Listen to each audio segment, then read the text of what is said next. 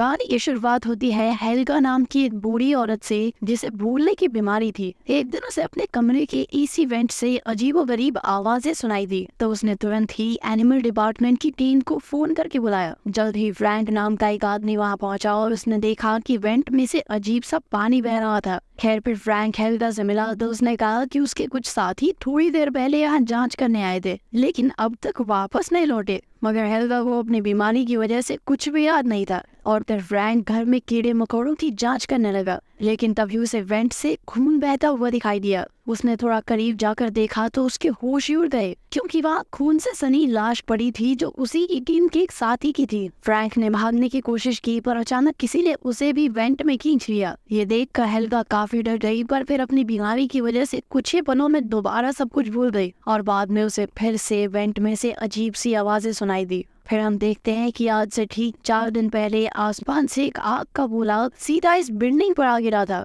जिसने एक मकड़ी को जन्म दिया। ये बिल्डिंग गंटर नाम की एक औरत की थी जो असल में हेल्गा की बहन थी। थोड़ी देर बाद हेल्गा की पोती शार्लेट वेंट से होते हुए गंटर के कमरे में आ पहुंची। असल में वो गंटर की गुड्डियों की कलेक्शन चुराना चाहती थी पर तभी उसकी नजर उस मकड़ी पर पड़ी और वो उसे एक डिब्बी में बंद करके अपने साथ ले आई। उसने अपने कमरे में जाकर मकड़ी को एक कांच के डब्बे में बंद कर दिया पर तभी उसका सौतेला बाप ईथन वहां आ गया क्योंकि गंटर ने उसे शार्लेट की शिकायत की थी। उसने शार्लेट को समझाया कि किसी कमरे में चोरी छुपे घुसना अच्छी बात नहीं होती मगर शार्लेट ने उसकी एक बात नहीं सुनी क्योंकि वो ईथन को अपना बाप नहीं समझती थी। बाद में हम शार्लेट की माँ हेदर को देखते हैं जो अपने छोटे से बच्चे लियम को संभाल रही थी। हेदर ने शार्लेट को लियम को संभालने की जिम्मेदारी दी और खुद काम से बाहर चली गई। कुछ देर बाद शार्लेट को एक कॉकरोच दिखा तो उसने कॉकरोच को पकड़कर मकड़ी को खाने के लिए दे दिया और वो मकड़ी एक ही झटके में इतना बड़ा कॉकरोच निकल गई। तब शार्लेट ने खुश होकर उसका नाम स्टिंग रखा। खैर रात को ईथन शार्लेट के कमरे में आया तो उसने स्टिंग को डब्बे में देखा।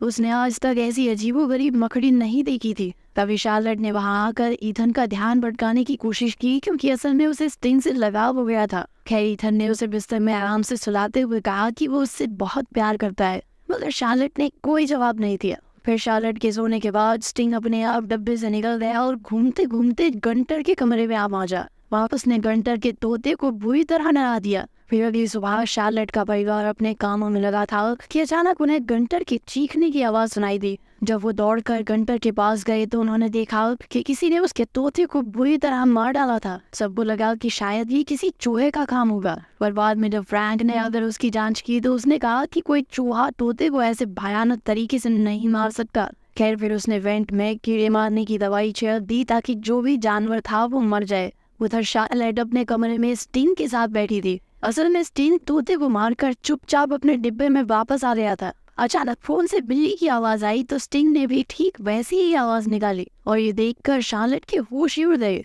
फिर उसने कई कॉकरोचेस इकट्ठा करके स्टिंग को खिलाए। तभी वहाँ कपड़ों को कीड़ों से बचाने वाली गोली यानी मॉथ बॉल आ गिरी तो स्टिंग उसे देखकर बुरी तरह डरने लगा जिससे शार्लेट को समझ आ गया कि स्टिंग मॉथ बॉल से डरता है। जल्द ही फ्रैंक कमरे में कीड़े मारने वाली दवाई छिड़कने आ पहुंचा पर शार्लेट ने इससे साफ इनकार कर दिया क्योंकि वो स्टिंग की हिफाजत करना चाहती थी। फ्रैंक ने जब स्टिंग को देखा तो उसने कहा कि ऐसे कीड़े को साथ रखना खतरे से खाली नहीं है अगर शार्लेट उसकी बात मानने को तैयार ही नहीं थी। फिर रात को स्टिंग एक बार फिर डब्बे से निकलकर वेंट से होता हुआ मारिया के घर तक आ पहुंचा। उसे देखकर मारिया का कुत्ता बेहद डर गया और फिर स्टिंग ने अचानक मारिया के चेहरे पर ही काट लिया। मारिया जोर से नीचे गिर गई और जब उसने उठकर अपना चेहरा दोबारा देखा तो वो एक बार फिर से गिर गई क्योंकि असल में वो पैरालाइज हो चुकी थी। अब स्टिंग धीरे धीरे उसके मुंह में घुस गया और आखिरकार उसका पेट चीरता हुआ बाहर आ गया जिससे मारिया की मौके पर ही मौत हो गई। खैर फिर अगले दिन शार्लेट बिल्डिंग में रहने वाले अपने दोस्त एरिक से मिलने गई। उसे अपने कमरे में अलग अलग जानवरों पर एक्सपेरिमेंट्स करने का काफी शौक था।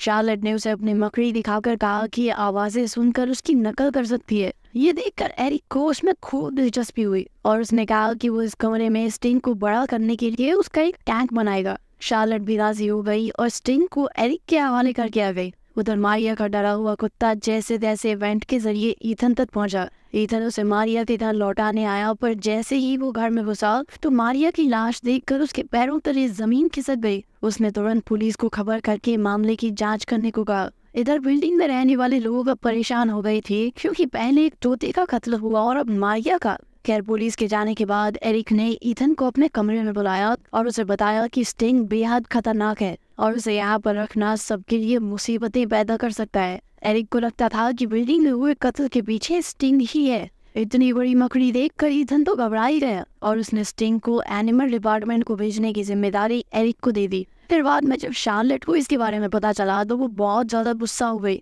क्योंकि वो ये मानने को राजी ही नहीं थी कि उसका प्यारा स्टिंग लोगों की जान ले सकता है। शार्लेट ने गुस्से में ईथन से कह दिया कि तुम मेरे बाप नहीं हो तो बनने की कोशिश भी ना ही करो तो अच्छा है। फिर उसने कहा कि काश वो अपने असली पिता के साथ थाईलैंड में रह पाते। इस पर ईथन भी कुछ पलों के लिए अपना आपा खो बैठा और उसने शार्लेट को सच बता दिया कि उसका असली बाप इसी शहर में रहता है मगर अपनी बेटी से मिलना नहीं चाहता। ये सुनकर शार्लेट का दिल टूट गया और वो फूट फूट कर रोने लगी। इस पर हैदर भी ईथन से गुस्सा हो गई क्योंकि उसने सच बताकर शार्लेट का दिल तोड़ दिया था। वहीं दूसरी ओर हम देखते हैं कि एरिक ने स्टिंग को एनिमल डिपार्टमेंट को सौंपने की बजाय उसके लिए एक बड़ा सा टैंक बना दिया था ताकि वो उसमें तेजी से बड़ा हो सके। वो इस मकड़ी की शक्तियां देखना चाहता था ताकि बाद में वो इसे अपने फायदे के लिए इस्तेमाल कर सके। आखिरकार वो इतना बड़ा हो गया कि वो उस टैंक में भी पूरा नहीं आ रहा था। इसके बाद हम देखते हैं कि गंटर अपनी खोई हुई बिल्ली को ढूंढ रही थी कि अचानक उसे वेंट से मियाऊं की आवाज सुनाई दी। उसने टॉर्च जलाई और सीधा वेंट में घुस गई।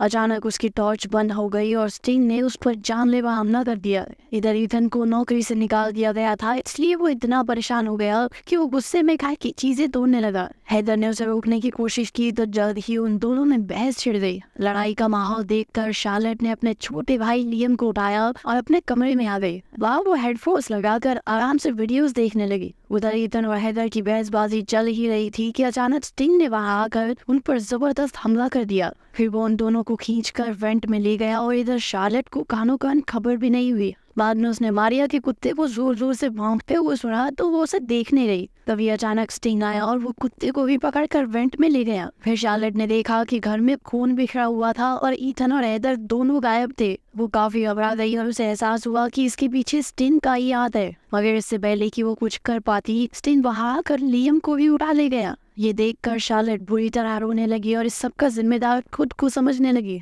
तभी अचानक उसे याद आया कि स्टिंग मॉथ बॉल्स से डरता है। फिर उसने तुरंत मॉथ बॉल्स का पाउडर बनाकर उसे पानी में मिलाया और फिर इस पानी को पिचकारी में भरकर स्टिंग को ढूंढने निकल पड़ी। बाद में जब वो एरिक के कमरे में पहुंची तो उसने देखा कि एरिक छत पर मकड़ी के जालों में फंसा हुआ था। फिर वो अपनी दादी हेल्गा को देखने गई तो वो एकदम ठीक ठाक थी। असल में हेल्गा हमेशा अपनी जेब में मॉथ बॉल्स रखती थी, जिस वजह से स्टिंग ने कभी उस पर हमला नहीं किया। फिर शार्लेट ने हेल्गा को एनिमल डिपार्टमेंट का नंबर दिया और उन्हें फोन करके यहाँ बुलाने को कहा। इसके बाद उसने मॉथ बॉल्स के पानी की कई बॉटल्स भर ली और अपने शरीर पर भी ये पानी छिड़क दिया। इसके बाद वो खुद वेंट में घुस गई जहाँ उसे ईथन के चिल्लाने की आवाज सुनाई दी। उसने देखा कि ईथन भी मकड़ी के जालों में बुरी तरह फंसा हुआ था, इसलिए उसने जालों पर मॉथ बॉल्स का पानी छिड़क कर उसे आजाद किया। फिर जैसे ही वो भागने लगे तो अचानक वेंट टूट गया और वो बिल्डिंग की बेसमेंट में आ गिरे। तभी स्टिंग वहां भी पहुंच गया और वो शार्लेट पर हमला करने ही वाला था कि तभी ईथन ने तुरंत उस पर मॉथ बॉल्स का पानी फेंककर उसे भगा दिया।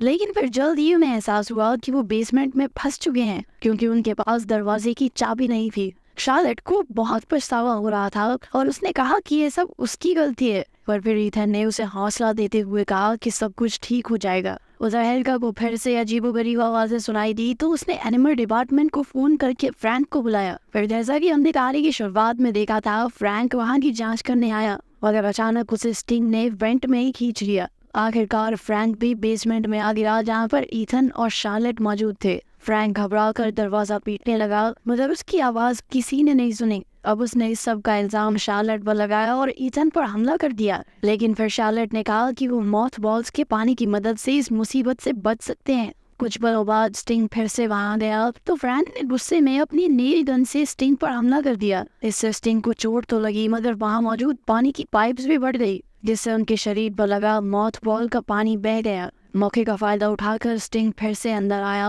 और इस बार उसने फ्रैंक को बेरहमी से मार डाला। तब शार्लेट और ईथन तुरंत कूड़ेदान में छुप गए जहाँ उन्होंने देखा कि हैदर और लियम भी मकड़ी के जालों में फंसे हुए थे। आखिरकार उन्होंने बचे हुए मॉथ बॉल्स के पानी से उन्हें आजाद किया और फिर उनका पूरा परिवार इकट्ठा हो गया। तब शार्लेट को एहसास हुआ कि वो अपने परिवार से कितना प्यार करती है। लेकिन खतरा अभी टला नहीं था क्योंकि स्टिंग फिर से वापस लौट आया। अब ईथन ने स्टिंग को कूड़ेदान में बंद करके कचरे को मसलने वाली मशीन से उसे मारने का फैसला किया, पर बार बार बटन दबाने के बाद भी मशीन स्टिंग को मसल नहीं पाई। तभी ईथन ने अपनी जान पर खेलकर प्लग को दोबारा से लगाया, जिससे उसे जोरदार बिजली का झटका भी लगा। सही मौके पर शार्लेट ने बटन दबा दिया और मशीन ने जोरदार वजन से स्टिंग को मसल कर रख दिया। आखिरकार अब वो सब सुरक्षित थे और शार्लेट दौड़ कर ईथन के पास गई और कहा कि पापा, मैं भी आपसे बहुत प्यार करती हूँ। अंत में उन सब ने एक दूसरे को गले लगा लिया। पर फिर हम देखते हैं कि बेसमेंट के दूसरे कोने में मकड़ी के सैकड़ों अंडे टूटने के लिए तैयार थे। अगर आपके ऊपर ऐसी मकड़ी हमला कर दे तो आप क्या करेंगे? कमेंट्स में जरूर बताना।